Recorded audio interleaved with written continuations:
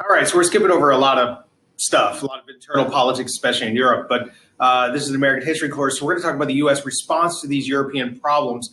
Overall, Europe is seen as kind of weak by these fascists, Britain and France especially. These are the other two democratic capitalist countries. The United States response to the rise of Hitler in Europe, the rise of Mussolini in Italy, neutrality, right? We have a big ocean on either side of us.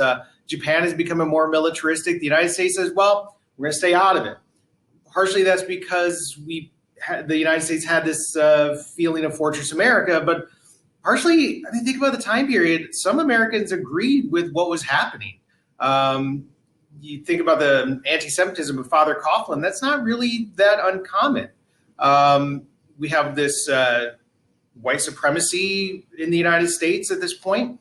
There was a big Nazi rally at Madison Square Garden in the 30s. So the United States was kind of staying out of things, partially because of it's over there, and partially because they're like, well, we kind of have a racial state here too with the Jim Crow laws and our nativism with immigration. So neutrality is the American position, and when Britain and France do nothing after Hitler leaves the Treaty of Versailles, begins to rearm, invades the Rhineland, which was a territory next to France in 1935. Hitler's convinced that Britain and France are cowards. Now, Britain and France are dealing with a Great Depression. They don't feel like they have the ability to rearm themselves, to get ready for war, to do any of that kind of stuff because they're struggling with that Great Depression.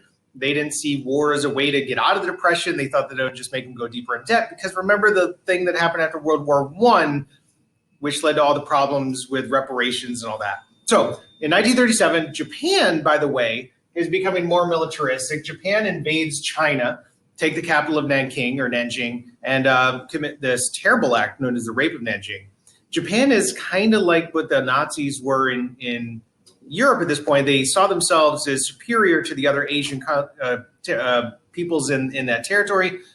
They felt that they could dominate and occupy China, and they were pretty terrible military occupiers. They committed pretty atrocious acts at the times.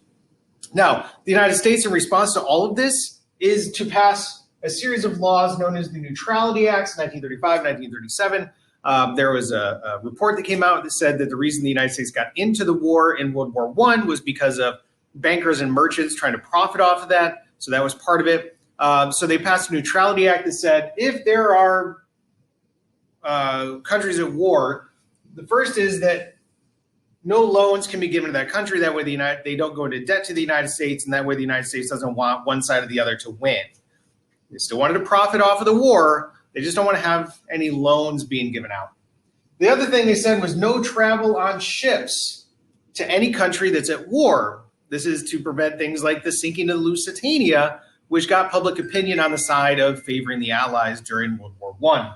So the Neutrality Acts are going to become an important element of Roosevelt's policy because he's going to have to figure out a way to get around those Neutrality Acts leading up into World War II. In 1937, Germany and Italy are going to join together. They're going to form what's referred to now as the Axis powers, the Axis allies. In 1938, Germany, Britain, and France are going to meet in the German town of Munich. Hitler was becoming aggressive towards Czechoslovakia. He saw that there was Germans living kind of in the border edges there. He demanded living space, Lebensraum, and he's going to say, we want that territory. So in 1938, Britain, who's not ready for war, and France, who's not ready for war, they meet with Adolf Hitler at Munich, and they try to settle an agreement with him. And they basically tell Hitler, if you take this little strip of Czechoslovakia, just promise that you're not going to take any more, and we won't fight you. And this is referred to as appeasement. They're trying to appease Hitler, try to give him what he wants, and hopefully he won't be aggressive anymore. It fails miserably. Hitler almost immediately goes back on that agreement and takes the rest of Czechoslovakia. The Prime Minister of England had famously said he'd secured peace for our time, but it fell apart almost instantaneously. And after the Munich Pact fails, Europe is preparing for war.